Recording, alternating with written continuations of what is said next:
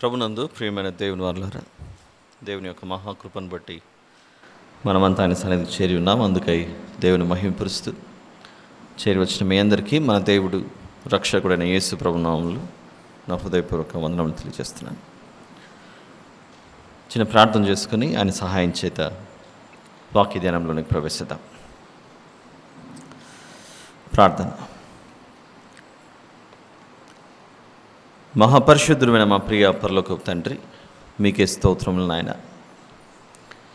ఈ సాయంత్రకాల సమయంలో మీరు మాకు ఇచ్చినటువంటి ఈ పవిత్రమైన పరిశుద్ధమైన గ్రంథంలో నుండి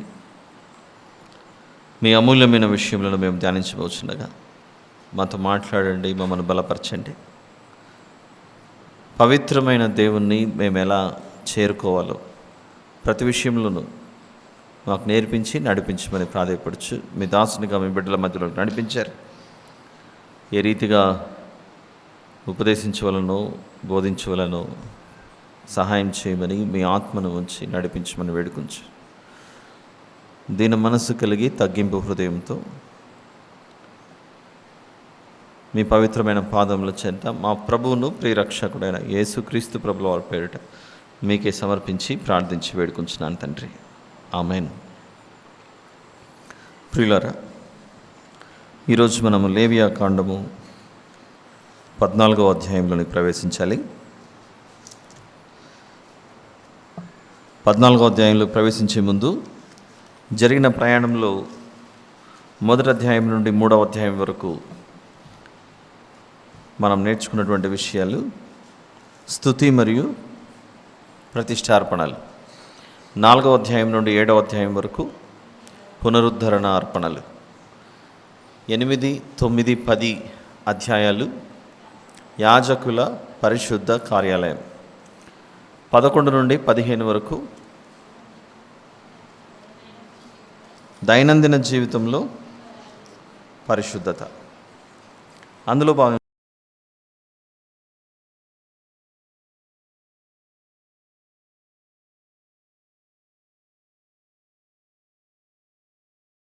2వ అధ్యాయంలో దేవుడు చేసిన మేలు. ఒక స్త్రీ బిడ్డకు జన్మనిచ్చిన తర్వాత పాటించవలసినటువంటి శుద్ధి పద్ధతులను 12వ అధ్యాయంలో నేర్చుకున్నాం. ఇక 13వ అధ్యాయంలో ఒక వ్యక్తికి చర్మ సంబంధమైన వ్యాధులు సంభవించినప్పుడు, చర్మ వ్యాధులు వచ్చినప్పుడు పరిస్థితి ఏమిటి? ఎందుకంటే మనము అక్కడ కుష్ఠుపొడ, కుష్ఠు రోగము ఇలాంటి పదాలు, లేదా ఆ పదం లెప్రసీ లేదా ప్లేగ్ ఇలాంటి పదాలు వినపడినప్పుడు వెంటనే మనము ఒకదానికే మనకు ఈ మధ్య కాలము అంటే మనం నివసించున్నటువంటి కాలంలో కుష్ఠరోగము అంటే ఒక్కదానికే మనం దానిని అప్లై చేస్తాం. కానీ 13వ అధ్యాయంలో చర్మమందు చోటు చేసుకునే పలు విధాలైన సమస్యలకు పాటించవలసిన పద్ధతులు ఏమిటి అనేది 13వ అధ్యాయంలో దేవుడు మనకు నేర్పించాడు. అది నిన్నటి దినాన చూసాం. ఒకసారి మనం స్క్రీన్ మీద 13వ అధ్యాయంలో చెప్పబడిన చర్మ సంబంధమైన వ్యాధులు ఎలా ఉంటాయో ఒకసారి మనం చూద్దాం. లైట్స్ ఆఫ్ చేస్తే, అంటే నిన్న మనము ఒకటి బొబ్బ, ఒకటి పక్కు, ఫర్ ఎగ్జాంపుల్ 13వ అధ్యాయం 7వ వచనంలో ఆ పక్కు చర్మమందు అనేది వ్రాయబడింది. ఇలా రకరకాలైనటువంటి చర్మ సంబంధమైన వ్యాధుల గురించి. ఎందుకంటే మనం కుష్ఠరోగం అనగానే వెంటనే చేతి వ్రేళ్ళన్నీ తగ్గిపోయి అలాంటి వాటిని మనం అనుకునే అవకాశం ఉంది. కనుక దేవుడు దేని గురించి మాట్లాడుతున్నాడో ఒకసారి ఈ చర్మ సంబంధమైన వ్యాధుల గురించి చూద్దాం. 1 by 1. షోమా చూసారా? లేవియా కాండము 13:2 చూడమంటున్నాడు అక్కడ. ఒకని దేహ చర్మమందు వాపు కానీ పొక్కు కానీ నిగనిగలాడు మచ్చ కానీ ఉండి మన దేహ చర్మమందు కుష్టుపుడ వంటది, ఇలాంటి రకాలన్నీ చూపిస్తున్నాడు. All right, let's moving on to the next one. Skin diseases. ఎందుకు చర్మ సంబంధమైన వ్యాధులు వచ్చి ఉండవచ్చు అనేది కూడా నిన్న మనము గమనించాం. ఎందుకు వచ్చి ఉండొచ్చు?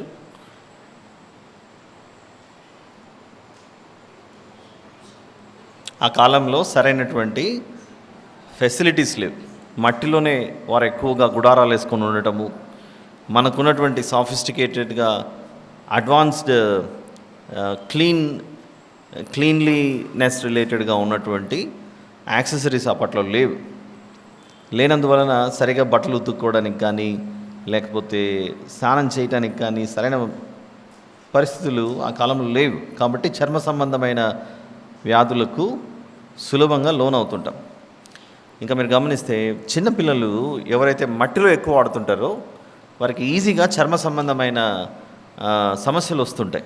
వాళ్ళని మనము డెర్మటాలజిస్ట్ దగ్గర తీసుకెళ్ళి డాక్టర్ గారు ఏమిటిది అని చూపిస్తుంటాం. సో ఇలాంటి విషయాలు ఏం చేయాలనేది చూపిస్తున్నాడు దేవుడు. 13వ అధ్యాయం 3వ వచనంలో ఇలాంటి వాటి గురించి చెప్తున్నాడు.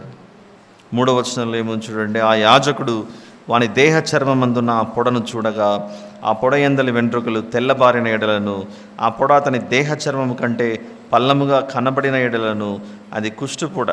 అంటే కామన్గా అకార్డింగ్ టు సైన్స్ లేటెస్ట్గా మనము చదువుకునే పుస్తకాల్లో వీటన్నిటికీ రకరకాల పేర్లు ఉంటాయి. ఆ రకరకాల పేర్లను ఆ మెడిసిన్ చదివిన వాళ్ళకైతే ఈజీగా అర్థమవుతాయి. కానీ దేవుడు లేవియా కాండంలో సామాన్య ప్రజలకు, సాధారణంగా సమాజంలో ఉండే అందరి ప్రజలకు, మనకు కూడా తెలియదు కానీ పేర్లు. ఇప్పుడు దాన్ని చూడగానే అది ఏంటి అని మనం చెప్పలేం. కానీ ఏదో చర్మం మీద ర్యాష్ వచ్చిందంటే అంటుంటాం, చర్మం మీద ర్యాష్ వచ్చిందంటే. అదే డాక్టర్ దగ్గరికి వెళ్ళి ఇది ర్యాష్ అని చెప్పామంటే ఆయన లాంగ్వేజ్లో ఇంకొకటి ఏదో రాస్తాడు. సో దేర్ ఫోర్ ఈజీగా అర్థం అవడానికి దేవుడు అక్కడ ఇలాంటి సమస్యలు ఉన్నదాన్ని కుష్టు అనే పదంతో ఉపయోగించాడని మనం అర్థం చేసుకోవాలి. All right, good. Next move on. ఎన్ని రకాలు ఉన్నాయి చూడండి. ఇది ఎన్నో వచనము? 4వ వచనం. నిగనిగలాడు మచ్చ చర్మముల కంటే పల్లము కాక వాని దేహ చర్మమందు తెల్లగా కనబడిన ఎడలను అని ఇలాంటివి చూపిస్తున్నాడు.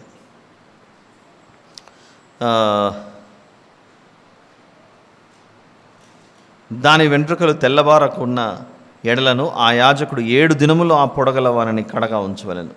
Move on. We have no time. మనం ఇది 9 మరియు 10 వచనాలు. కుష్టుపొడ ఒకరికి కలిగిన ఎడల యాజకుని యొద్దకు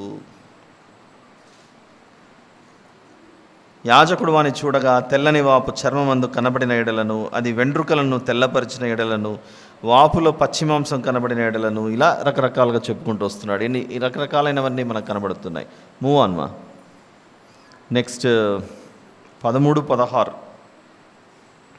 అయితే ఆ పచ్చిమాంసం అది తెల్లబారిన ఎడల వాడు యాజకుని యొద్దకు రావలెను. ఇవన్నీ సమస్యలు ఉన్నాయా లేవా అంటారు చెప్పండి మనుషులకు? Move on. ఎంత ట్రీట్మెంట్ అవసరం వీటన్నిటికీ? 18, 19 వచనాలు. ఒకని దేహ చర్మమందు పుండు పుట్టి మానిన తర్వాత ఆ పుండు ఉండిన చోటను తెల్లని వాపైనను తెలుపుతో కూడిన ఎరుపు రంగు గల పొడగాని నిగనిగలాడు తెల్లని పొడగాని పుట్టిన ఎడల యాజకునికి దాన్ని కనుపరచవలను. ఇలాంటివన్నీ చెప్తున్నాడు. ఒకటేమో ఎలా ఉన్నాయి చూడండి, పాపం ఎంత కష్టపడ్డారు ఆ కాలంలో ఇట్లాంటి. All right, move on. ఇది 24వ వచనం. దద్దురు కలిగిన దేహ చర్మమందు ఆ వాత ఎర్రగానే కానీ తెల్లగానే కానీ నిగనిగలాడు తెల్లని మచ్చగానే కానీ ఉండిన ఎడల యాజకుడు దాన్ని చూడవలెను. ఇక అన్ని లక్షల మంది ప్రయాణం చేస్తున్నారండి ఐగుప్తు నుండి. వారితో కలిసి ఎవరున్నారు? ఇశ్రాయేలుతో కలిసి అన్యజనులు కూడా బయలుదేరారు. అవునా కాదా చెప్పండి? ఐగుప్తు నుండి బయలుదేరినప్పుడు ఇశ్రాయేలీలు బయలుదేరారు, అన్యజనులు బయలుదేరారు. ఎవరెవరి పద్ధతులు, ఎవరెవరి జీవన శైలి ఎలా ఉన్నాయో మనకు తెలియదు. కాబట్టి అంతమందిలో అందరూ దగ్గరే పాకలు వేసుకొని టెంట్ వేసుకొని జీవించేవారు. ఆ టెంట్ కూడా ఎక్కడ వేసుకోవాలి, ఎంత డిస్టెన్స్లో వేసుకోవాలి, ఎంత దూరంలో ఈ టెంట్ నుంచి ఆ టెంట్కి ఎంత దూరంలో ఉండాలి, అవన్నీ తెలియకపోయి ఉండొచ్చు. అలాంటి పరిస్థితుల్లో ఒకరి నుంచి ఒకరికి ఈజీగా అంటువ్యాధులు ప్రబలే అవకాశం ఉంది. అసలు బిడ్డలు పుట్టగానే ప్రతి నెలకు డాక్టర్లు వ్యాక్సినేషన్లు వేస్తుంటారు. ఎందుకు వ్యాక్సినేషన్లు వేస్తారు? పిల్లలకి వారికి త్వరగా ఒకరి నుంచి ఒకరికి డిసీజెస్ స్ప్రెడ్ అయ్యే అవకాశం ఉంది. అలాంటివి స్ప్రెడ్ అవ్వకుండా ఉండాలంటే పిల్లలకు ఇమ్యూనిటీ పవర్ అవసరం, వాటి రోగ నిరోధక శక్తి. అప్పట్లో ఇవన్నీ లేవు, ఈజీగా ఈ సమస్యల బారిన పడేవారు. దేవుడే ఇవన్నీ నేర్పించకపోతే దూరంగా ఉండాలి, కొంచెము జాగ్రత్త పడాలి, ఇవన్నీ చెప్పకపోయింటే ఏం జరిగేది చెప్పండి? వీళ్ళందరూ సమాజంలో అలానే తిరిగేవాళ్ళు. సమాజంలో అలా తిరుగుతూ పోతే ఒకరి నుంచి ఒకరికి ఈజీగా స్ప్రెడ్ అయిపోయి ప్రాణాల మీదకే వస్తుంది. కాబట్టి దేవుడు ప్రారంభోపాధ్యాయాలలో పరిశుద్ధత గురించి నేర్పించిన దేవుడు ఇలా మనం 11వ అధ్యాయం నుంచి చదువుకుంటూ వస్తే మనిషికి పరిశుద్ధతతో పాటుగా ఏం అవసరం అని నేర్పిస్తున్నాడు? పరిశుభ్రత కూడా అవసరం. Alright, move on. ఇది మనం నిన్న 29వ వచనంలో చూసాం. పురుషునికైనను స్త్రీకైనను తలయందేమి గడ్డమందేమి పొడ పుట్టిన ఎడల యాజకుడు ఆ పొడను చూడగా, తల మీద కూడా ఇలాంటి పొడలు రావచ్చు. అప్పుడు పరిస్థితి ఏంటి అంటే, ఇవన్నీ మనం ఎందుకు నేర్చుకునే పరిస్థితి వస్తుందంటే, లేదా వచ్చింది అంటే, పవిత్రమైన దేవుణ్ణి అపవిత్రమైన మనిషి ఏ రీతిగా ఆయనను సమీపించగలడు? తన అపవిత్రత నుండి వేరైన తర్వాతనే ఈ అపవిత్రుడు పవిత్రమైన దేవుని వద్దకు చేరుకోగలడు. అది మనకు అర్థం అవ్వాలి. మనము దేవునికి స్తోత్రము గానము పాటలో వాక్యమును యాకోబుకి ఇచ్చెను అని కీర్తనల గ్రంథంలో ఉన్న విషయాన్ని జ్ఞాపకం చేసుకుంటాం. ఆ వాక్యంలో ఎన్ని నేర్పిస్తున్నాడు మనకు చూద్దాం. మూవ్ ఆన్ మా. ఇవి చూడండి సమస్యలు. 13:38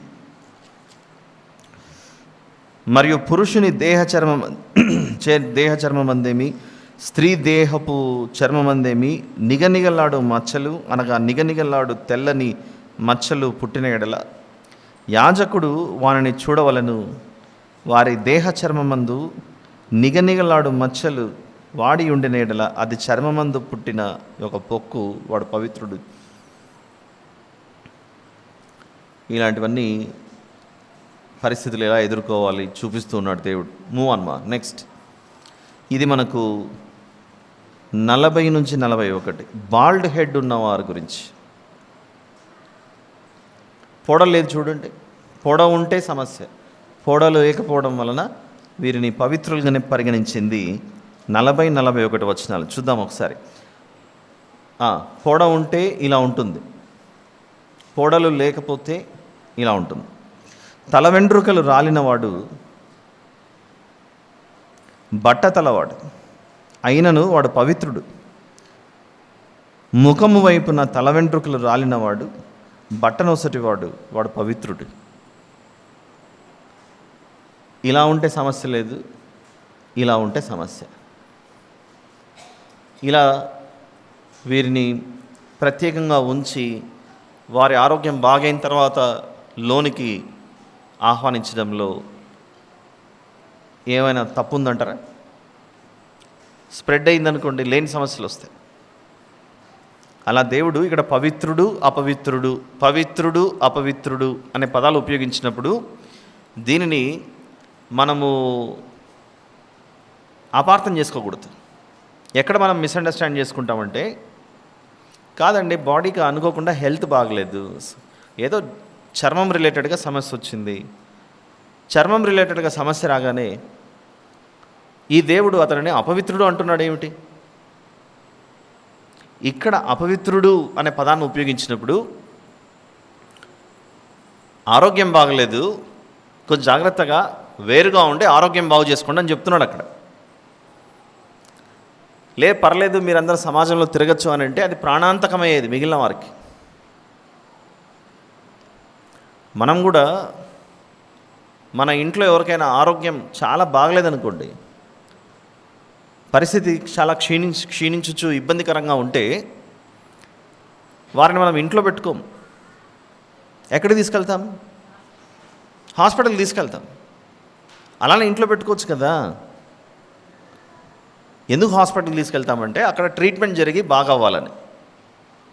ఇంటి నుంచి మరో చోటికి తీసుకెళ్తున్నాం. ఆ కాలంలో హాస్పిటల్స్ లేవు కనుక కొంచెం బయటికి తీసుకెళ్ళి బాగా అయిపోయి అవసరమైన జాగ్రత్తలు పాటించి మంచిగా శుద్ధీకరించబడిన తర్వాత మళ్ళీ రండి అంటున్నాడు అక్కడ. ఆ దృష్టితో చూడాలి ఇక్కడ దేవుడు ఉపయోగించిన అపవిత్రుడు అనే పదం గురించి. అంతేగాని దేవుడు నిజంగానే ఈ వ్యక్తి పాపాత్ముడైపోయాడు, దాని కారణం వలన అపవిత్రుడైపోయాడు, అందుకే ఊరు బయట పెట్టండి అనే ఉద్దేశంతో ఆ డైరెక్షన్లో దీన్ని చూడకూడదని చెప్తున్నాను నేను. పరిస్థితి బాగలేకపోతే కొంచెం దూరం తీసుకెళ్ళి చక్కగా వారిని బాగు చేసి మళ్ళీ ఇంటికి తీసుకురావడంలో అదొక క్రమం, అదొక పద్ధతి. దశల వారీగా ప్రపంచంలో మనము ఎదుగుచూ వచ్చాం. సమాజంలో ఆయా వ్యాధులకు ఎన్నో పరిశోధనలు రీసెర్చ్ సెంటర్స్లో జరిగి అవసరమైనటువంటి మెడిసిన్స్ని బయటికి తీసి దేవుని కృపచేత మనిషి ఈరోజు ఆరోగ్యకరంగా ఉండటానికి ఎన్నో సౌకర్యాలు, వసతులు మనకు ఏర్పడ్డాయి. అలాంటి వసతులు ఏర్పడినప్పటికీ ఒక మనిషి యొక్క ఆరోగ్యం విషమిస్తే, పరిస్థితి తారుమారవుతే వెంటనే వారిని ఇంట్లో ఉంచక కొన్ని సందర్భాల్లో మనం తీసుకెళ్తాం, మరికొన్ని సందర్భాల్లో వాళ్ళే వెళ్తారు. ఈరోజు ఎందుకో నా ఆరోగ్యం సరిగ్గా అనిపించట్లేదు, హాస్పిటల్కి వెళ్ళి డాక్టర్కి చూపిస్తానంటాడు. ఆ కాలంలో డాక్టర్లు అందరూ లేరు కదా. డాక్టర్లు లేని సమయంలో దేవుడు యాజకునికి ఇలాంటి క్లూస్ ఇచ్చి ఇలాంటివి జరిగినప్పుడు వారి ఆరోగ్యం గురించి మీరు ఆలోచించి కొంచెం బయట వారిని ఉంచి క్వారంటైన్ చేసి వారు బాగా అయిన తర్వాత మళ్ళీ తీసుకురండి అని చెప్తున్నాడు. ఆ దృష్టితో చూడాలి. అలా 13వ అధ్యాయం. బై ద వే, ఈ ఇమేజెస్ అన్నీ ఈరోజు మనం చూసినటువంటి ఇది కూడా ఉంది కదా మనకు ఇంపార్టెంట్. 47వ వచనం ఇది. వస్త్రమందు కుష్టుపూడ అనే దాని గురించి మాట్లాడాడు. నిన్న చూసాము ఇది.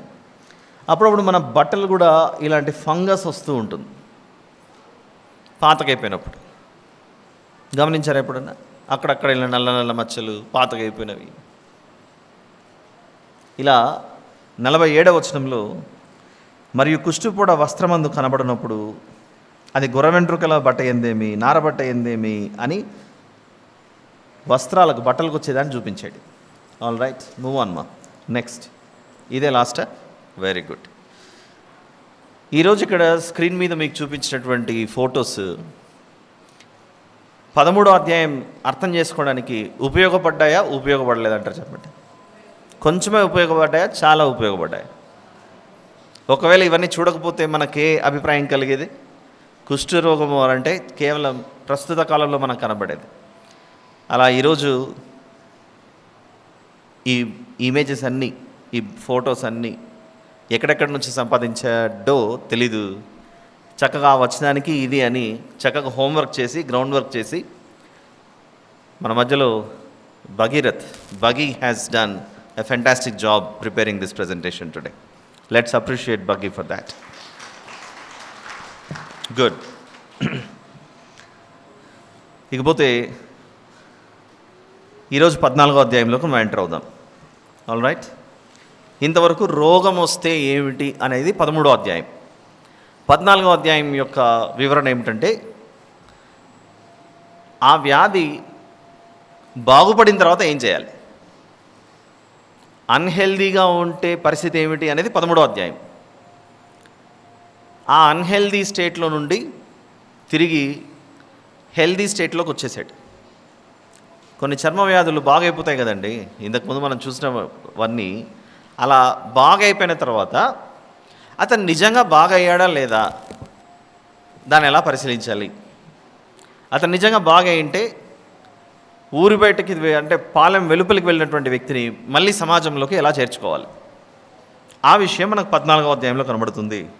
మనం జాగ్రత్తగా 1వ వచనం నుండి 20వ వచనం వరకు ఒకసారి మార్చి మనం చదువుకుందాం. నిన్నటి వలె 1వ వచనం. మరియు యెహోవా మోషేకు ఇలాగ సెలవిచ్చెను,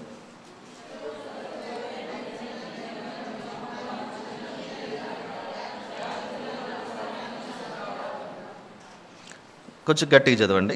యాజకుడు పాలెం వెలుపలికి పోవలను. యాజకుడు వానిని చూచినప్పుడు కుష్ఠుపొడ బాగుపడి కుష్ఠరోగిని విడిచిన ఎడల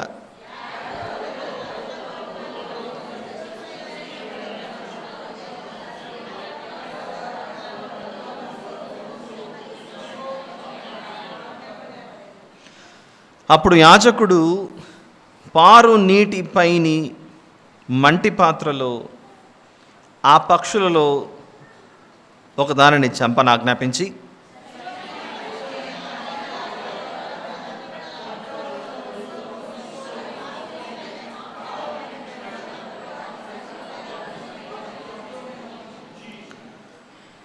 కుష్టు విషయంలో పవిత్రత పొందగోరు వాని మీద 7 మారులు ప్రోక్షించి వాడు పవిత్రుడని నిర్ణయించి సజీవమైన పక్షి ఎగిరిపోవునట్లు దానిని వదిలివేయవలను.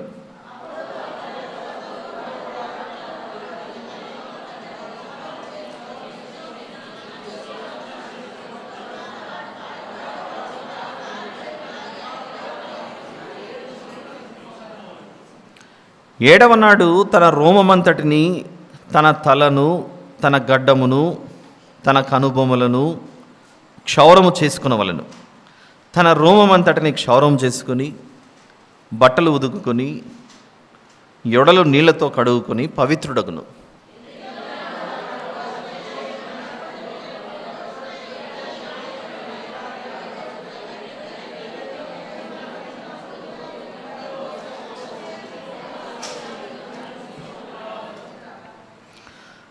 పవిత్రపరచు యాజకుడు పవిత్రత పొందగోరు మనుష్యుని వాటితో ప్రత్యక్షపు గుడారం యొక్క ద్వారమున యెహోవా సన్నిధికి తీసుకుని రావాలను.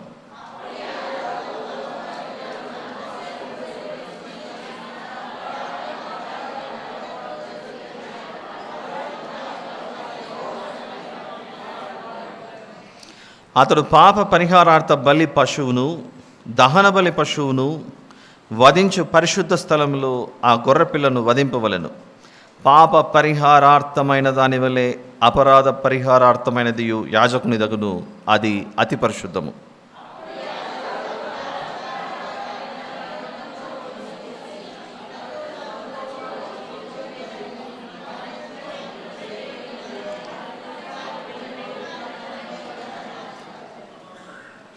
మరియు యాజకుడు అర్ధసేరు నూనెలో కొంచెము తీసి తన ఎడమ అరచేతిలో పోసుకునవలెను.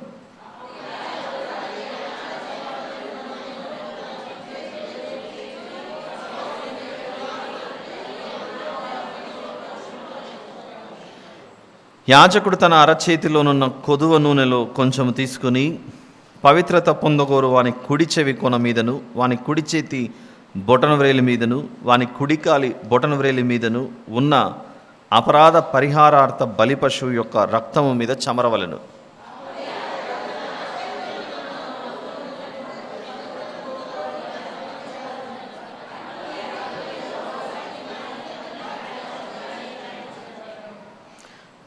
అప్పుడు యాజకుడు పాప పరిహారార్థ బలి అర్పించి అపవిత్రత పోగొట్టుకుని పవిత్రత పొందగోరు వారి నిమిత్తము ప్రాయశ్చిత్తము చేసిన తర్వాత వాడు దహన బలి పశువును వధింపవలెను.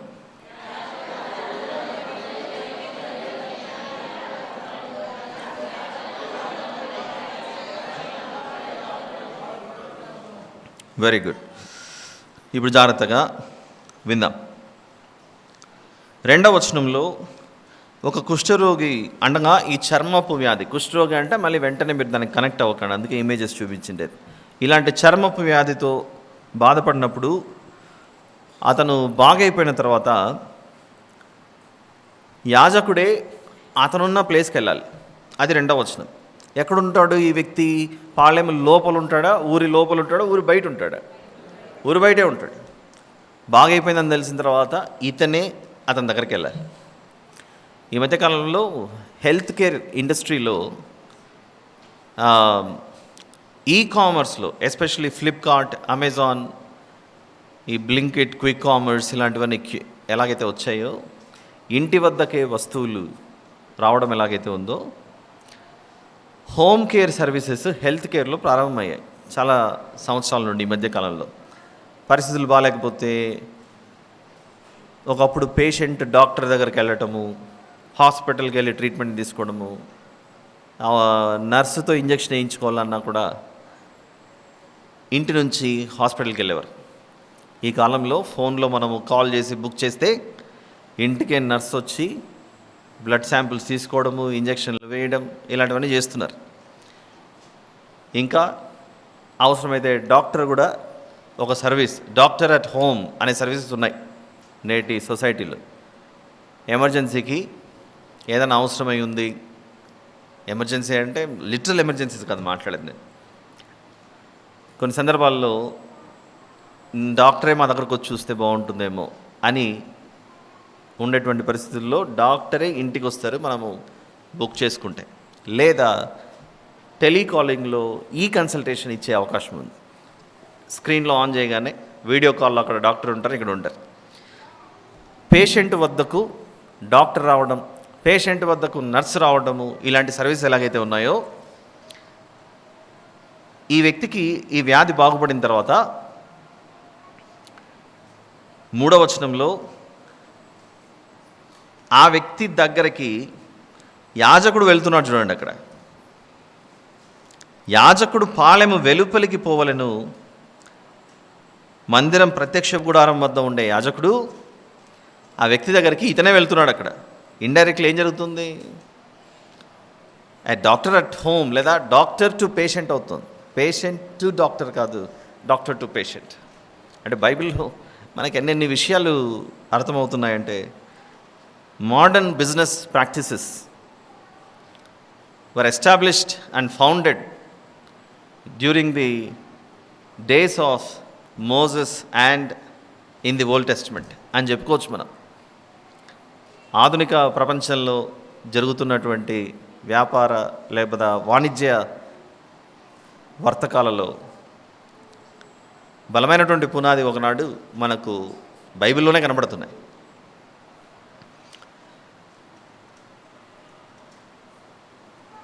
ఆరోగ్యం బాగైన తర్వాత ఇప్పుడు నా పరిస్థితి ఇంకా అలానే ఉందా, ఎలా ఉంది అని పేషెంట్ డాక్టర్ దగ్గరికి వెళ్తారు. ఇంకేమైనా ప్రాబ్లమ్స్ ఉన్నాయో చెప్పడానికి. కానీ ఇక్కడ అతని దగ్గరికి నువ్వు వెళ్ళంటున్నాడు. అక్కడ ఎలాగైతే వ్యాధి ఉన్న వ్యక్తి వద్దకు వైద్యుణ్ణి పంపిస్తున్నాడో దేవుడు, ఇప్పుడు అసలైన విషయం దగ్గరికి వస్తున్నాను. వ్యాధి ఉన్న వ్యక్తి వద్దకు వైద్యుణ్ణి పంపించాడు దేవుడు, అనగా యాజకుని పంపించాడు. అలానే క్రొత్త నిబంధనలో పాపమనే రోగమున్న, పాపమనే వ్యాధి ఉన్న వ్యక్తి వద్దకు పరలోకం నుండి పరమ వైద్యుడైన యేసు ప్రభు దిగి వచ్చాడు. అది మనకు అర్థం అవ్వాలి. ఎందుకు ఈ రోగమున్న వ్యక్తి వద్దకు పరిశుద్ధంగా పవిత్రంగా ఉండే యాజకుడు వెళ్తున్నాడు అని పాత నిబంధనలో మనం చదివేటప్పుడు మనకు అర్థం అవ్వాల్సిండేది, వ్యాధి ఉన్న వ్యక్తి వద్దకు దేవుడు ఈ యాజకుని పంపించాడు. అలానే ఆత్మ సంబంధమైన వ్యాధి ఉన్న మనకు శరీరధారిగా పరమ వైద్యుడు దిగొచ్చాడు. అది అర్థం చేసుకోవాలి మనం. కాబట్టి ఇక్కడ ఆరోగ్య సంబంధమైన విషయాలు మాత్రమే కాదు నేర్పించేది, పరలోక సంబంధమైన విషయాలు కూడా మనకు అర్థమయ్యే విధంగా దేవుడు వివరిస్తున్నాడని మనం గమనించాలి. ఆల్ రైట్, చూడండి ఏం జరుగుతుందో. 4వ వచనం. యాజకుడు పవిత్రత పొందగోరు వాని కొరకు సజీవమైన 2 పవిత్ర పక్షులను, దేవదారు కర్రను, రక్తవర్ణము గల నూలును, హిస్సోపును తెమ్మని ఆజ్ఞాపింపవలెను. అప్పుడు యాజకుడు పారు నీటి పైని మంటి పాత్రలో ఆ పక్షులలో ఒక దానిని చంపనాజ్ఞాపించి, 2 పక్షుల్లో ఒక పక్షి చనిపోతుంది. ఏమేమి తీసుకెళ్తున్నాడు? సజీవమైన 2 పవిత్ర పక్షులు, ఒక దేవదారు కర్ర, రక్తవర్ణము గల నూలును, హిస్సోపును, ఇవన్నీ తీసుకెళ్తున్నాడు. ఒక వ్యక్తి బాగుపడిన తర్వాత వీటితో ఏంటి పని అని ఆలోచిస్తే అందులో చాలా విలువైనటువంటి ఆత్మ సంబంధమైన వివరణ కృత నిబంధనలో మనకు చూపిస్తున్నాడు. అక్కడ ఒక పక్షి చనిపోతుంది, ఇంకో పక్షి ఎగిరిపోతుంది. ఒక్క ప్రాణినే చంపితే అదే చచ్చిపోవడం, అదే ఎగరడం సాధ్యం అవ్వదు కదా. అవి జంతువులు కదా, పక్షులు కదా, అది సాధ్యం అవ్వదు. అది కానీ నూతన నిబంధనలో జరిగినది ఏమిటంటే, సిలువ మీద బలైనటువంటి ప్రభు యొక్క దేహం ఊరి బయట మ్రాను మీద, దేవదారు కర్ర అన్నాడు, సిలువ మ్రాను మీద దేహం వ్రేలాడి చనిపోయిన తర్వాత ఊరి బయటనే ఆయనను పాతిపెట్టిన తర్వాత మళ్ళీ ఆ దేహం మహిమ శరీరంతో బయటకు వచ్చింది. ఒకటి చచ్చిపోయింది, ఇంకొకటి తిరిగి లేచి ఆకాశానికి ఎగిరిపోయింది, అనగా ఆరోహణం అయిపోయింది. రక్తవర్ణము గల నూలు మన కొరకు మ్రాను మీద ఆయన కార్చినటువంటిది ఆయన రుధిరధారం. ఆయన దాహం అని అడిగినప్పుడు దేనికి తగిలించి చేదును మనం ఆయనకిచ్చాం? చిరకలో ఆయన చిరకను అందించినప్పుడు ఆయనకు చేదునిచ్చాం మనం ఆ రోజు.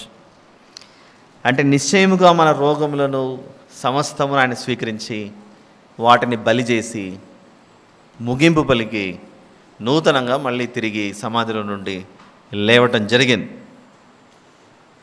దానికి దీనికి ఏమిటి సంబంధం అని అనుకుంటే, ఇదిగో ఒక పక్షి చనిపోవటం, మరొక పక్షి ఎగిరిపోవటం. బాప్తిస్మం అందు జరిగేది, ఒకటి చనిపోతుంది, ఒకటి తిరిగి లేస్తుంది. ఏమిటి చనిపోవటం? బాప్తిస్మం అప్పుడు ప్రాచీన స్వభావం, అవర్ ఓల్డ్ నేచర్. తిరిగి లేచేదేమిటి? The new nature. వాటికి సాదృశ్యంగానే నీలో ఉన్న రోగం వెళ్ళిపోయింది, ఇప్పుడు స్వేచ్ఛగా స్వతంత్రునిగా నువ్వు సమాజంలోకి రావచ్చు అనే సందేశం అక్కడ దేవుడు పరోక్షంగా మనకు తెలియజేస్తున్నాడు. అక్కడ చూద్దాం. తర్వాత 7వ వచనంలో, కుష్టు విషయంలో పవిత్రత పొందుకోరు వాని మీద 7 మారులు ప్రోక్షించి వాడు పవిత్రుడని నిర్ణయించి సజీవమైన పక్షి ఎగిరిపోనట్లు దానిని వదిలివేయవలను. అప్పుడు పవిత్రత పొందుకోరు వాడు తన బట్టలు దూక్కుని తన రోమమంతటిని క్షౌరం చేసుకుని నీళ్లతో స్నానం చేసి పవిత్రుడగును. మొత్తం దేహమందున్నటువంటి రోమమంతటిని తొలగించుకొని బట్టలు తుక్కొని చక్కగా మరి పాలెం లోపలికి వచ్చేయాలి. అయితే ఊరిలోనికి పాలెం లోపలికి వచ్చిన తర్వాత వెంటనే తన గుడారంలోకి వెళ్ళడానికి పర్మిషన్ లేదు. 7 రోజులు గుడారం బయట ఉండాలట. ఎందుకు గుడారం బయట? నాలో ఉన్న రోగం వెళ్ళిపోయింది, ఇప్పుడు నేను పవిత్రుడను, నా వలన ఈ సమాజానికి ఏ సమస్య రాదు అని సొసైటీ అంతా గుర్తుపట్టాలి. అందుకే చూడండి, మనం బాప్తిస్మం ఇచ్చేటప్పుడు కూడా ఏదో రహస్యంగా జరగదు, కానీ ఈ పని పబ్లిక్లో జరుగుతూ ఉంటుంది. ఇక మీదట ఈ వ్యక్తి పాత వ్యక్తి కాదు, నూతనమైనటువంటి వ్యక్తి అని సమాజానికి పరిచయం చేస్తుంటాం మనం. అలా అందరికీ తెలియాలి.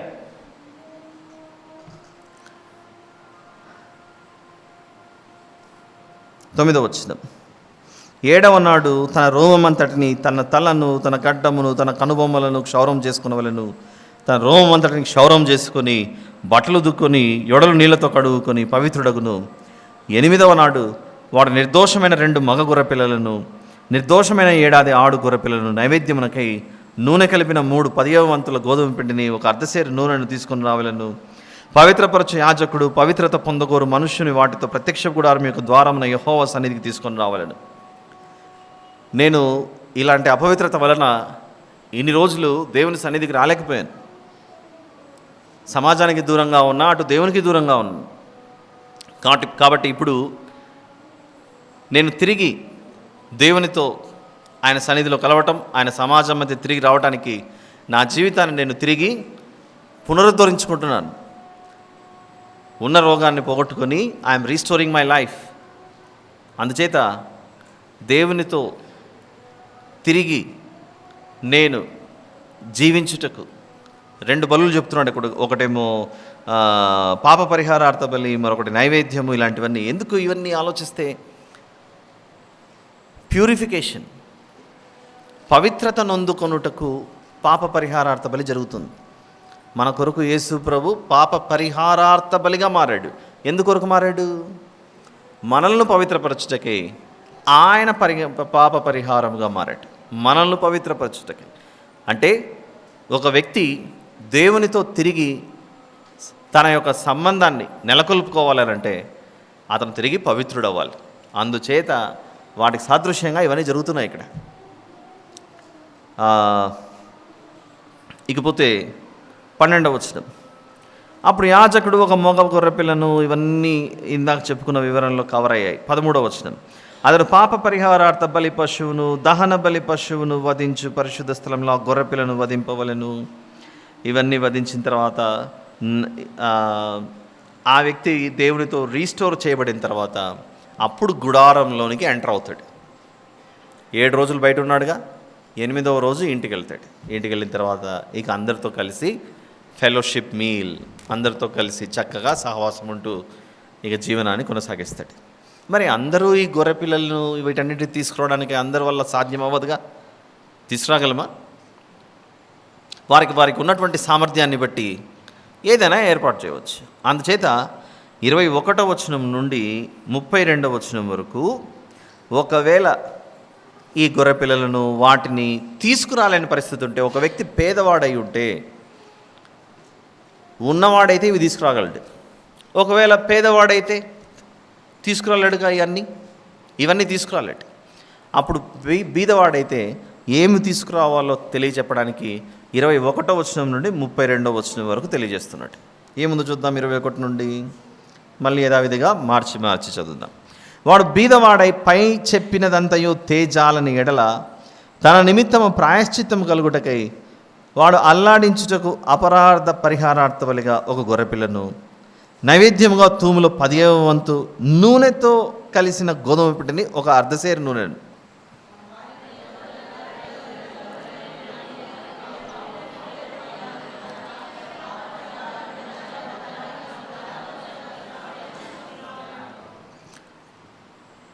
వాడు పవిత్రత పొంది 8వ నాడు యెహోవా సన్నిధికి ప్రత్యక్ష గుడారం యొక్క ద్వారమునకు యాజకుని యొద్దకు వాటిని తీసుకొని రావాలను.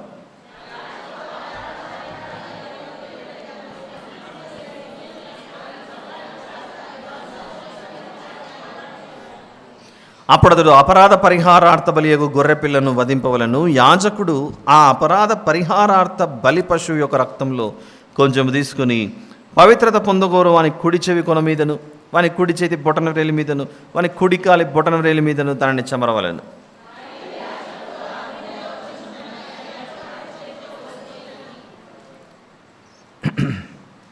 మరియు యాజకుడు తన అరచేతిలో ఉన్న నూనెలో కొంచెం పవిత్రత పొందగోరు వాని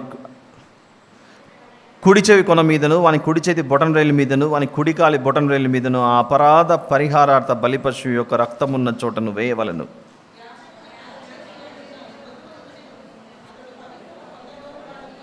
నేను ఒకటి మిస్ అయ్యానా? ఏది మిస్ అయ్యాను నేను? 27 మిస్ అయ్యానా? నేను 27 చదవాల్సిన 28 చదివానంట. ఓకే, నేను మళ్ళీ 27 చదువుతాను. తన ఎడమ చేతిలో ఉన్న ఆ నూనెలో కొంచెం తన కుడివేలితో యెహోవా సన్నిధిని 7 మార్లు ప్రోక్షింపవలను. కాబట్టి మీరు 29 చదవండి. 28 నేను చదివేశానుగా.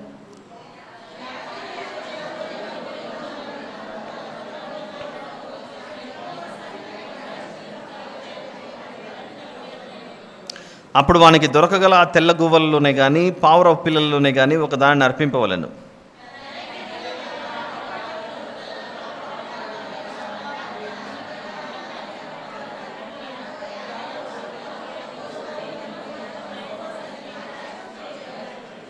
చివరి వచనం అందరం కలిసి చదువుతాం.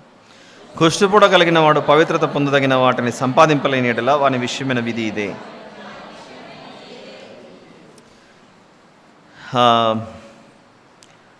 మొదటి వచనం నుండి 20వ వచనం వరకు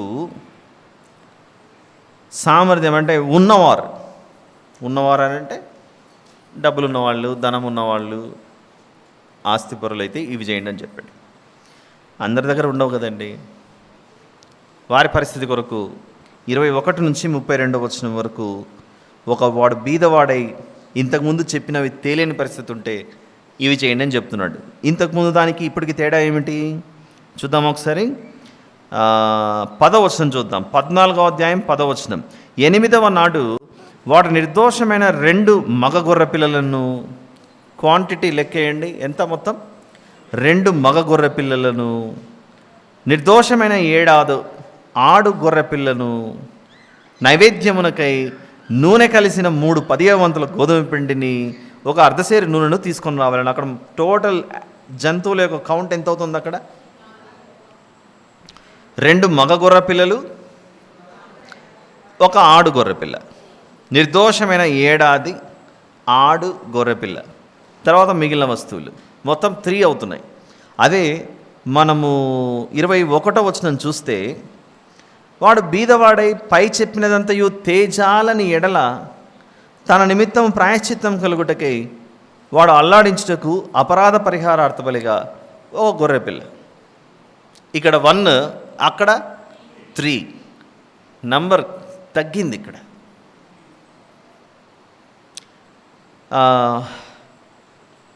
పాటించవలసినటువంటి పద్ధతుల్లో ప్రత్యేకంగా దీని గురించి వివరించాను నేను గతంలో మీకు 2-3 రోజుల క్రితం.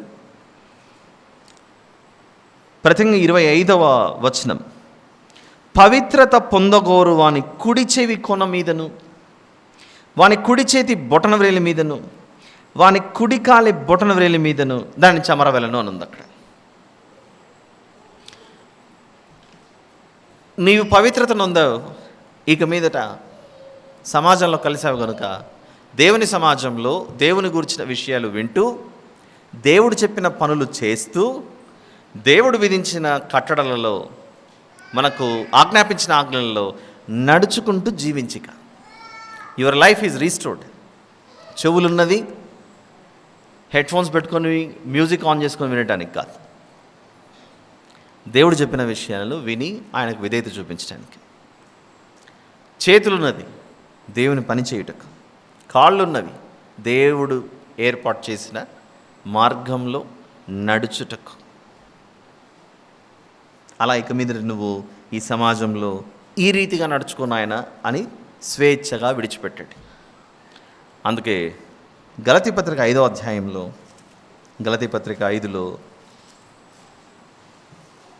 యేసు ప్రభువును మనం పొందుకున్న తర్వాత మనకు ఎంతో గొప్ప స్వాతంత్రం వచ్చినట్లు తెలియజేస్తుంది వాక్యం. ఈ స్వాతంత్రం అనుగ్రహించి క్రీస్తు మనలను స్వతంత్రులుగా చేసి ఉన్నాడు. ఇవన్నీ ఆత్మ సంబంధమైనవి, ధర్మశాస్త్రంలో రాయబడినవి అని రోమాపత్రిక 7:14లో మనం చూసాం. ధర్మశాస్త్రము దేనికి సంబంధించినది? ఆత్మ సంబంధమైనది. చెవికి రక్తం, కుడి చేతి బొటన వేలుకు రక్తం, కుడి కాలు బొటన వేలుకు రక్తం. రక్తం దేనికి సూచన? ప్రాణం, life. Your life is restored now. నీ ప్రాణం తిరిగి పునరుద్ధరించబడింది. దేవుడు చెప్పినట్లుగా నడుచుకో.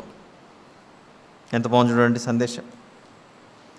ఇప్పుడు మళ్ళీ తిరిగి మనము 33వ వచనం దగ్గరికి వద్దాం. లేవియా కాండము 14:33. ఇంతవరకు మనుషులకు సంబంధించినంతా వివరించుకుంటూ వచ్చాడు. ఈసారి ఇంటి వద్దకు వచ్చాడు. ఇంటిని గురించి కూడా తగు జాగ్రత్తలు చెప్తున్నాడు. 33వ వచనం చదివే ముందుగా, అక్కడ నుండి చదివే ముందు నేను కొంచెం మీకు మరొక క్లారిటీ ఇవ్వాలి. వినండి అందరు కొద్దిసేపు, చాలా ముఖ్యం ఇది. ఇశ్రాయేలీయులు అరణ్యంలో ఉన్నారు. ఎక్కడికి ప్రయాణం చేస్తున్నారు? కనానుకు ప్రయాణం చేస్తున్నారు. ఆ కనాను అనే దేశం మనుషులతో ఉందా, ఖాళీగా ఉన్న నిర్జనమైన ప్రదేశమా? మనుషులతో ఉంది. మనుషులతో ఉంది అనంటే ఆ కనానులో ఏమున్నట్లు? ఇల్లులు, నిర్మించుకున్న నిర్మాణాలు. వీరేమో గుడారాలలో ఉన్నారు. కనానులో మాత్రం గుడారాలు కాదు, నిర్మించుకున్న నివాసాలు, ఇండ్లల్లో ఉన్నారు. ఇండ్లల్లో ఉన్నారు అని మనం ఎలా చెప్పగలం? ఎరికో పట్టణానికి వెళ్ళినప్పుడు ఆ ఎరికో చుట్టూ గోడలు ఉన్నాయి, ఆ గోడలను పడగొట్టారు. వేగుల వారు వెళ్ళినప్పుడు ఈ స్త్రీ, రాహాబను స్త్రీ, వీరిని గుడారంలో దాచిపెట్టిందా, ఒక ఇంటిలో కనబడకుండా పైన కప్పిపెట్టిందా? అంటే పరిస్థితి ఏమిటి? కనానులో గుడారాలు లేవు, నిర్మించబడిన నివాసాలు ఉన్నాయి. అంటే దేవుడు వీరికి ఏమిచ్చాడు? వీరు నిర్మించని నివాసాలలోనికి వారిని ప్రవేశింపజేశాడు.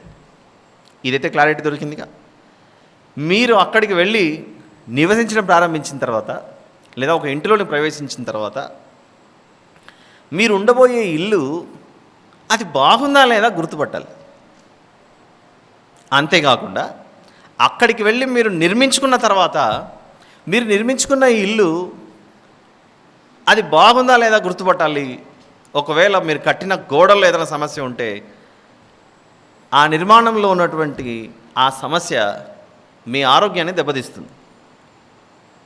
ఇల్లు అశుభ్రంగా ఉందనుకోండి, ఎక్కడ చూసినా బూజు, దుమ్ము, చెత్త చెదారం ఉందంటే అవన్నీ మన లంగ్స్లోకి వెళ్తుంటాయి. ఆ లంగ్స్లోకి వెళ్ళి మనం ఇబ్బంది పెడుతుంటాం, చివరికి మనం రోగంతో పడిపోతాం. అందుకు మీరు నివసించబోయే నివాసాల విషయం కూడా జాగ్రత్త పడండి అని అక్కడ చెప్తున్నాడు. ఇక్కడ if you observe very carefully, 13వ అధ్యాయము దేహం గురించి చెప్పుకుంటూ వచ్చాడు. ఆ తర్వాత వస్త్రానికి కూడా సమస్య ఉండొచ్చు అని బట్టల గురించి చెప్పాడా లేదా? బట్టల గురించి చెప్పాడు. ఆ బట్టల గురించి చెప్పినటువంటి దేవుడు, అవి ధరించుకునే కదా మనం ఇళ్ళల్లో ఉండేది. వరుస క్రమంలో మనం ధరించుకునే వస్త్రాలు, మనము నివసించే నివాసాలు. దీనికంటే ముందు 11వ అధ్యాయంలో ఏం కవర్ చేశాడు? ఆహారం గురించి చెప్పాడు. ఏ జంతువులను తినవచ్చు, ఎలాంటి చేపలు తినవచ్చు, ఎలాంటి పక్షులు తినవచ్చు, ఎలాంటి పురుగులను పర్మిట్ చేశాడు, అనుమతించాడు, ఇవన్నీ చెప్పాడు. ఒక మనిషికి నిత్యావసరాలు అంటే ఏం చెప్తారో చెప్పండి. What are the basic needs of a human being అంటే ఏం చెప్తాం మనం? కూడు, గుడ్డ, నీడ, రోటీ, కపుడ, మకాన్. ఇదే కదా చెప్పేది. మరి దేవుడు 11వ అధ్యాయం నుండి ఇలా 14వ అధ్యాయం వరకు ఏమేమి మనకు నేర్పించుతూ వచ్చాడు? 11వ అధ్యాయంలో ఏం తినాలో నేర్పించాడు. 13వ అధ్యాయంలో మీరు వేసుకునే వస్త్రాలు ఏ స్థితిలో ఉంటే మీరు వాటిని ఉపయోగించుకోవచ్చు అనేది వస్త్రాల గురించి చెప్పాడు.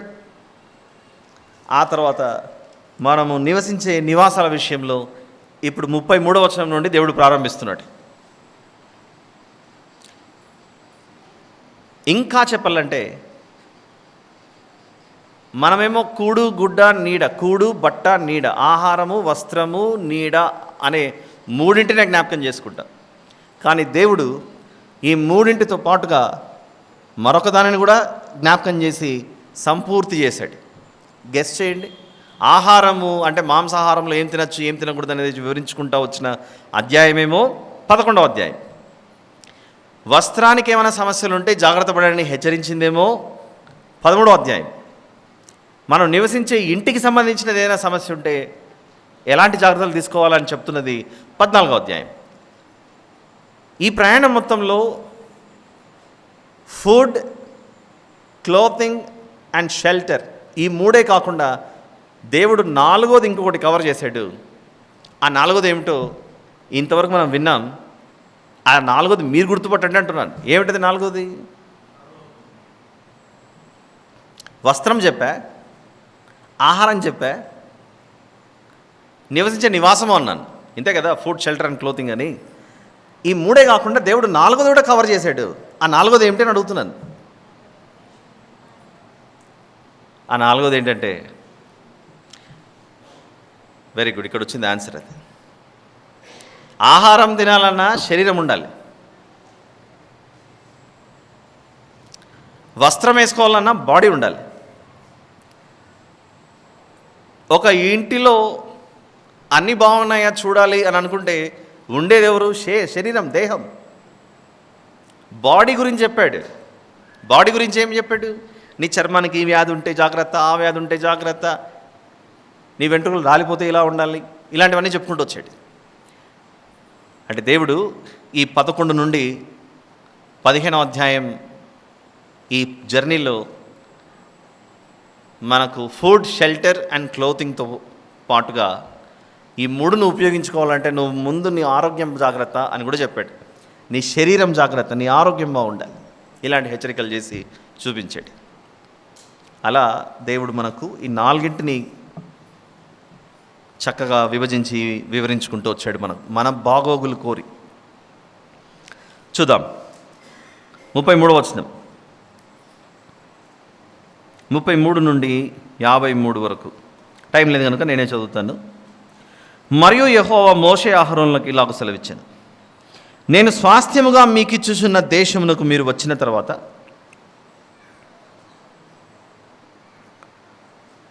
మీ స్వాస్థ్యమైన దేశంలోని ఏ ఇంటనైనను నేను కుష్టుపూడ కలుగజేసిన ఎడల ఆ ఇంటి యజమానుడు యాజకుని యొద్దకు వచ్చి, నా ఇంటిలో కుష్టుపూడ వంటిది నాకు కనబడనని అతనికి తెలియచెప్పవలెను. అయితే ప్రియులారా, 34వ వచనాన్ని అపార్థం చేసుకోకండి. ఎందుకంటే దేవుడు అంటున్నాడు, మీ స్వాస్థ్యమైన దేశములోని ఏ ఇంటనైనను నేను కుష్టుపూడ కలుగజేసిన ఎడల అంటే దేవుడే కలుగజేసి మళ్ళీ వారిని జాగ్రత్త పడమంటున్నాడే అనే మీనింగ్లోకి రాకూడదు. ఆ వచనంలో నేను స్వాస్థ్యముగా మీకు ఇచ్చుచున్న దేశమునకు మీరు వచ్చిన తర్వాత, మీరు వచ్చి స్వతంత్రించుకునేటప్పుడు లేదా స్వతంత్రించుకున్న తర్వాత మీకు తెలియదు కదా, అన్నీ ఒకేలాగున్నాయి అనుకొని రాళ్ళు, ఇటుకలు, మట్టి అన్నీ తెచ్చిపెట్టుకున్నారు. తెలియక కట్టేశారు. కట్టిన తర్వాత ఏదో ప్రాబ్లం అయింది, లేదా ఉన్న ఇండ్లలోనే ఏదో సమస్య ఉంది. ఇది మామూలేలే, ప్రతి ఇంట్లో ఉండేదేలే అనుకొని అలా ముందుకు సాగిపోకుండా అది దెబ్బతింటే మీ జీవన శైలి మీద, మీ ఆరోగ్యం మీద కూడా దెబ్బ పడుతుంది. దాన్ని సరిచేసుకోండి అని హెచ్చరిస్తున్నటువంటి మాటలు. మీ స్వాస్థ్యమైన దేశంలోని ఏ ఇంటనైనను నేను కుష్టుపూడ కలుగజేసిన ఆ ఇంటి యజమానుడు యాజకుని యొద్దకు వచ్చి, నా ఇంటిలో కుష్టుపూడ వంటిది నాకు కనబడనని అతనికి తెలియజెప్పవలెను. అప్పుడు ఆ ఇంటనున్నది యావత్తును అపవిత్రము కాకుండానట్లు యాజకుడు ఆ కుష్టుపూడను చూచుటకు రాకమునుపు అతడు ఆ ఇల్లు వట్టిదిగా చేయని ఆజ్ఞాపింపవలెను. ఆ తర్వాత యాజకుడు ఆ ఇల్లు చూచుటకై లోపలికి వెళ్ళవలెను. అతడు పొడ చూచినప్పుడు ఆ పొడ ఇంటి గోడల యందు పచ్చదాళ్ళుగానైనను ఎర్రదాళ్ళుగానైనను ఉండు పల్లపు చారలు గలదై గోడ కంటే పల్లముగా ఉండిన ఎడల యాజకుడు ఆ ఇంట నుండి ఇంటి వాకిటికి బయలువెళ్ళి ఆ ఇల్లు 7 దినములు మూసి ఉంచవలను. 7వ నాడు యాజకుడు తిరిగి వచ్చి దానిని చూడవలను. అప్పుడు ఆ పొడ ఇంటి గోడల యందు వ్యాపించినదైన ఎడల యాజకుని సెలవు చొప్పున ఆ పొడగల రాళ్లను ఊడదీసి ఊరి వెలుపలను అపవిత్ర స్థలమున పారవేయవలను. ఒకసారి గోడల మీద ఇలాంటి సమస్య ఏర్పడితే ఎలా ఉంటుందో ఒక చిన్న శాంపిల్ మనం స్క్రీన్ మీద చూద్దాం ఇప్పుడు. Are you ready? అంటే ఇదే అది నేను చెప్పట్లేదు. ఆ కాలంలో రాళ్లతో కట్టుకున్నారు, ఈ కాలంలో సిమెంటు, ఇసుక, ఇటుకలతో కట్టారు. కనుక వీటన్నిటిని పడేసి రిపేర్ చేయడానికి, లేకపోతే ఉన్నదాన్నే సరిచేయడానికి ఇప్పుడున్నటువంటి ఇంజనీరింగ్ సిస్టమ్స్లో చాలా ఉన్నాయి. కాబట్టి వీటిని బాగు చేసుకొని ఇంటిని సరి చేసుకోవడం చాలా బాగుంటుంది. ఇది వాటర్ లీకేజ్ అవ్వడము, ఎంత దెబ్బతింటున్నాయి చూడండి గోడలు. ఎప్పుడైనా చూసారా ఇలాంటి పరిస్థితులు? చూసే ఉండవచ్చు. వాటర్ లీకేజ్, లేకపోతే వర్షం వలన గోడలు దెబ్బతినటం, బాగా ఎక్కువగా వర్షాలు పడినప్పుడు ఆ నీటిని కంట్రోల్ చేయలేక లోపలికి అవి పీల్చుకోవటం. ఒకవేళ మనం ఇదంతా అయ్యింది కదా ఇలా అని మనం పెయింట్ వేసామనుకోండి, పెయింట్ వేసిన తర్వాత కొద్ది రోజులకు మళ్ళీ ఆ పెయింట్ మళ్ళీ లేయర్స్గా మళ్ళీ ఊడొస్తుంటుంది. ఈ కాలంలో మనకి ఇలాంటి సమస్యలు ఎలాగైతే ఉన్నాయో, ఆ కాలంలో రాళ్లతోనూ మట్టితోనూ కట్టుకున్నప్పుడు కూడా అప్పుడప్పుడు ఇలాంటి సమస్యలు వస్తే యాజకుడు వెళ్ళి కొంచెం క్లీన్ చేసుకోండి, నీటు పెట్టుకోండి అని చెప్పేవాడు. All right. ఇది పరిస్థితి. ఇలాంటి పరిస్థితుల్లో నివసించడం ఆరోగ్యకరమే అంటారా? మంచిదేనా? హెల్త్ బాగుంటుందా? వెంటనే ఏం చేయాలి? ఇప్పుడు దాన్ని నీట్గా చేసుకోవాలి, బాగు చేసుకోవాలి. 41వ వచనం, అప్పుడు అతడు ఆ ఇంటి లోపలను చుట్టుగోడలను గీయింపవలను, వారు గీసిన పెళ్ళలను ఊరి వెలుపలను అపవిత్ర స్థలమున పారబోసి వేరు రాళ్లను తీసుకుని ఆ రాళ్లకు ప్రతిగా చేర్చవలను. అతడు వేరు అడుసును తెప్పించి ఆ ఇంటి గోడకు పూయింపవలను. అతడు ఆ రాళ్లను ఊడదీయించి ఇల్లు గీయించి దానికి అడుసును పూయించిన తర్వాత ఆ పొడ తిరిగి ఆ ఇంటి బయలుపడిన ఎడల యాజకుడు వచ్చి దాన్ని చూడవలను. ఆ కాలంలో పాపం యాజకుని పరిస్థితి, అతనే డాక్టర్, అతనే ఇంజనీర్, అతనే దేవుని వాక్యం నేర్పించాలి. ఎన్ని పనులు ఉన్నాయి చూడండి, బాధ్యతలు. అప్పుడు ఆ పొడ 44వ వచనం, ఆ ఇంట వ్యాపించినట్లా అది ఆ ఇంటిలో కొరుకుడు కుష్టము, అది అపవిత్రము. కాబట్టి అతడు ఆ ఇంటిని, దాని రాళ్లను, కర్రలను, సున్నమంతటిని పడగొట్టించి ఊరి వెలుపలను అపవిత్ర స్థలమునకు వాటిని మోయించి పారబోయింపవలను. మరియు ఆ ఇల్లు పాడు విడిచిన దినములన్నీ దానిలో ప్రవేశించేవాడు సాయంకాలం వరకు అపవిత్రుడగును. ఆ ఇంట పండుకునేవాడు తన బట్టలు దుక్కునవలను. అలాంటి ఇంట్లో పరిస్థితులు ఉంటే బట్టలు దుక్కుని నీట్గా ఇంటిని సెట్ చేసుకోవాలి. ఆ ఇంట భోజనం చేయవాడు తన బట్టలు దుక్కునవలను. యాజకుడు వచ్చి లోపల ప్రవేశించి చూచినప్పుడు ఆ ఇంటికి అడుసు వేసిన తర్వాత ఆ పొడ ఇంటిలో వ్యాపింపకపోయిన ఎడల పొడ బాగుపడిన కనుక ఆ ఇల్లు పవిత్రమని యాజకుడు నిర్ణయింపవాలి. కొంచెం టైం ఇవ్వండి, సరి చేసుకోండి ఇంటిని, అది మళ్ళీ కనబడకపోతే బాగుందని చెప్పండి. ఆ ఇంటి కొరకు పాప పరిహారార్థ బలి అర్పించుటకు అతడు 2 పక్షులను, దేవదారు కర్రను, రక్తవర్ణపు నూలును, హిస్సోపును తీసుకుని, దీని గురించి ఓ మంచి మెసేజ్ విందాము త్వరలో. ఏమిటి దేవదారు కర్ర, రక్తవర్ణపు నూలు, హిస్సోపు ఇలాంటివన్నీ చెప్తున్నాడని. పారు నీటి పైన మంటి పాత్రలో ఆ పక్షులలో ఒక దానిని వధించి క్లీన్ చేయడానికి పారు నీటి పైన, ఇది చాలా ఇంపార్టెంట్ చూడండి. 50వ వచనము,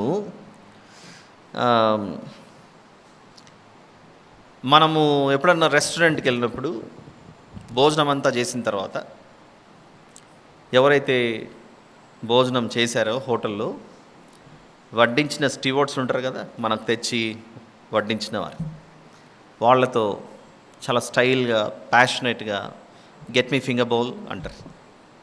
ఫింగర్ బౌల్ తీసుకురండి అంటారు. ఫింగర్ బౌల్ అంటే ఏంటి? మనం తిన్న చెయ్యికి అంటుకున్న దాన్ని శుభ్రం చేసుకోవడానికి బౌల్లో అద్ది తుడుచుకుని అక్కడున్న టిష్యూ పేపర్ తుడిచి. కానీ బైబిల్ దానికి సమర్థించట్లేదు. దేనితో మనం శుభ్రం చేసుకోవాలట? పారు నీటితోనే శుభ్రం చేసుకోవాలి. ఇప్పుడు చేయి బట్టి కడిగాము ఆ ఫింగర్ బౌల్లో, ఆ తర్వాత క్లీన్ అవ్వలేదని మళ్ళీ ఇంకోసేపు కడిగాము, తర్వాత మళ్ళీ క్లీన్ చేసాము. ఆ గలీజ్ అంతా ఎందులో ఉంది? ఎందులో ఉంది? ఆ గలీజ్ అంతా అందులోనే ఉంది, అదే ఫింగర్ బౌల్లోనే ఉంది. అదంతా అయిన తర్వాత గెట్ మీ డెజర్ట్స్ అంటారు అప్పుడప్పుడు. గెట్ మీ డెజర్ట్స్ అనగానే ఐస్ క్రీము, గులాబ్ జామున్లు లేకపోతే ఏదో తెచ్చి ఇవ్వగానే I can't eat this much, so much, why can't we share, get me 2 spoons 1 spoon అంటారు. మళ్ళీ అంతా నేను ఒక్కడే తినలేను. ఆ ఎంగిలి బౌల్లో చేయగడిగిన తర్వాత అదే చేత్తోనే మళ్ళీ స్పూన్ పట్టుకొని మనం తిన్న తర్వాత అవతలోనికి మళ్ళీ ఆ స్పూన్ ఇస్తే వాళ్ళు అదే దాంతో తిని ఏందండి అయ్యో పరిస్థితి. అందుకే చక్కగా ట్యాప్ ఆన్ చేసి నీళ్లు పారుతూ ఉంటాయి, అందులో చేయబెట్టి కడిగితే అప్పుడే కదా తినిండేది. ఒక 2 అడుగులు వేసి వాష్ బేసిన్ దగ్గరికి వెళ్ళి కడుక్కుంటే ఏమవుతుంది మన చెయ్యి?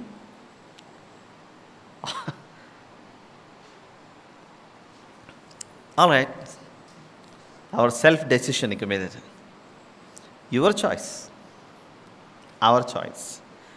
ఇక మీద హోటల్స్లో మనం ఫింగర్ బౌల్ అడుగుదామా వద్దా అనేది మన చాయిస్. ఒకవేళ ఇన్ని రోజులు అడిగింటే అందులో నేను కూడా భాగమై ఉంటే నన్ను నేను కూడా సరి చేసుకోవాలి. All right, thank you. ఒకదాన్ని శుభ్రపరచాలంటే పారు నీటి పైన మంటి పాత్రలు, పారు నీటి పైన. 51 ఆ దేవదారు కర్రను, హిస్సోపును, రక్తవర్ణపు నూలును, సజీవమైన పక్షిని తీసుకుని వధింపబడిన పక్షి రక్తములోను పారు నీటిలో వాటిని ముంచి ఆ ఇంటి మీద 7 మారులు ప్రోక్షింపవలెను.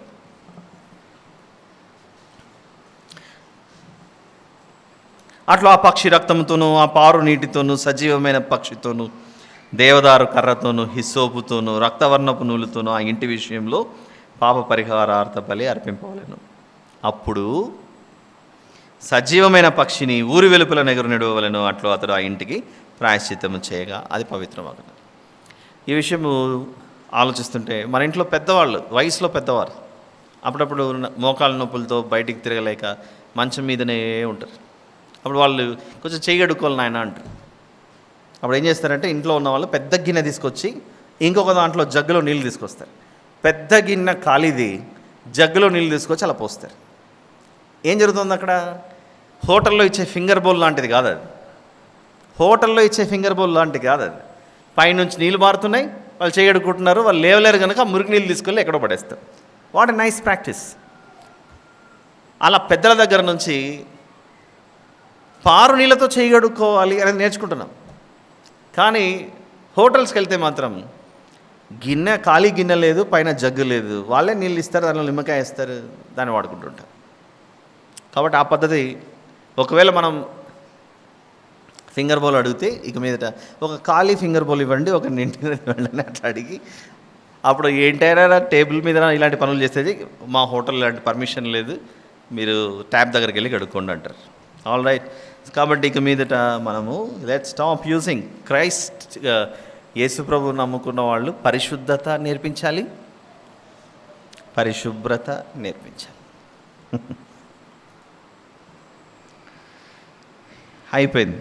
54 నుండి ప్రతి విధమైన కుష్టుపుడను గూర్చియు, బొబ్బను గూర్చియు, వస్త్రకుష్టమును గూర్చియు, వస్త్రమునకైనను ఇంటికైనను కలుగు కుష్టమును గూర్చియు, వాపును గూర్చియు, పొక్కును గూర్చియు, నిగనిగలాడు మచ్చను గూర్చియు, ఒకడు ఎప్పుడు అపవిత్రుడగునో ఎప్పుడు పవిత్రుడగునో తెలియజేయుటకు ఇది కుష్టమును గూర్చిన విధి. ఇంతటితో 14వ అధ్యాయం సమాప్తం. 8:30 సమయం.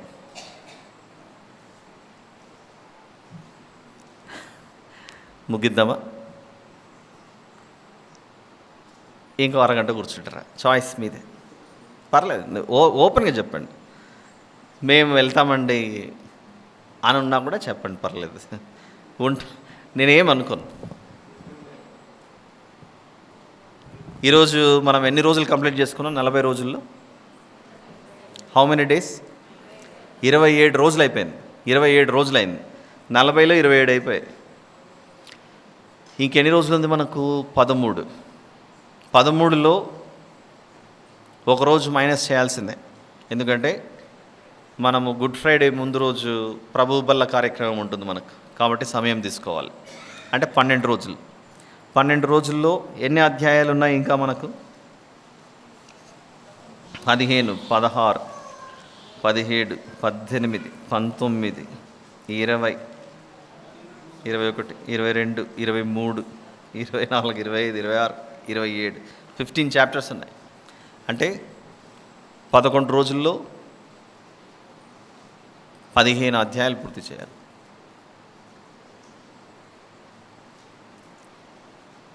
అలా చేయాలంటే కోఆపరేషన్ మీది, ఆపరేషన్ నాది. మీరు రావట్లేదు టైంకి. అవకాశం ఉండి రాలేకపోతున్నారా? లేదా ఎలాగో 2-3 పాటలు పాడతారులే అప్పుడు వద్దాంలే అనే అభిప్రాయంలో ఉన్నారా? నాకు నిజంగా అర్థం అవ్వట్లేదు. I don't know exactly. ఒకవేళ రాలేకపోతుంటే అది వేరు. అది రావడానికి అవకాశం ఉండి రాలేకపోతే మనమే దేవునికి ఆన్సర్ చెప్పాలి. అయితే